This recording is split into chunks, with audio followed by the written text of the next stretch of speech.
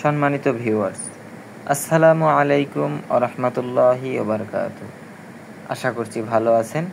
আলহামদুলিল্লাহ, আল্লাহর রহমতে আপনাদের দোয়ায় আমিও ভালো আছি।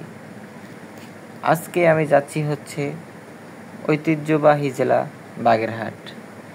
এই জেলায় রয়েছে হযরত খাজা খানজাহান আলী রহমাতুল্লাহি আলাইহির ঐতিহ্যবাহী মাজার শরীফ, ৬০ গম্বুজ মসজিদ এবং দিঘি। এ জেলায়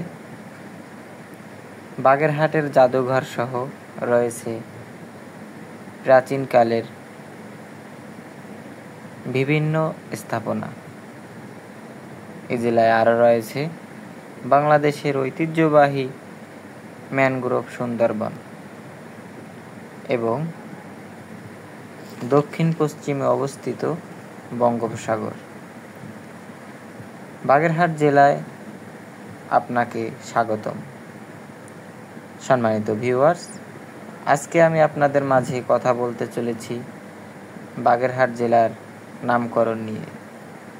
আমাকে অনেকে জিজ্ঞেস করেন যে ভাই, আপনাদের বাগেরহাট জেলার নামকরণ কেন এরকম হয়েছে, একটু ব্যতিক্রম কেন? তাদের উদ্দেশ্যে আজকে আমার কিছু কথা। বাগেরহাট জেলার নামকরণ হয়েছে, তার বেশ কয়েকটি কারণ পাওয়া যায়। তার মধ্যে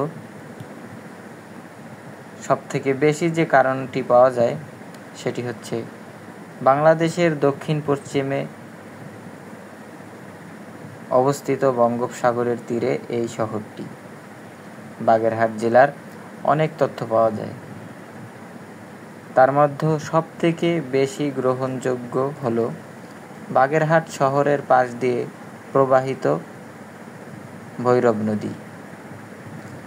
এই নদীর উত্তর দিকে হাড়িখালি থেকে বর্তমান নাগেরবাজার পর্যন্ত যে লম্বা বাঁক অবস্থিত রয়েছে,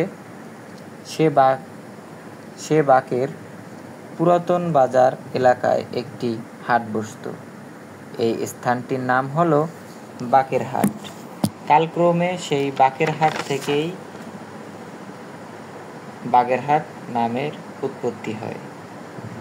সম্মানিত ভিউয়ার্স, আরও একটি কারণ হলো এটি বাংলাদেশের সুন্দরবনের উপকূলীয় অঞ্চল হওয়াতে এই অঞ্চলে বাগেরহাটের উপদ্রব বেশি ছিল বলে গুণীজনরা মনে করেন, তাই এই অঞ্চলকে বাগেরহাট নামে পরিচিত করেন। সম্মানিত ভিউয়ার্স, আজকের ভিডিওটি যদি আপনাদের কাছে ভালো লাগে থাকে তাহলে অবশ্যই একটি লাইক, শেয়ার এবং কমেন্ট করতে ভুলবেন না। ধন্যবাদ সবাইকে। যারা নতুন দেখছেন এবং দেখবেন, সবাই আমার পেজটি ফলো করবেন। আসসালামু আলাইকুম।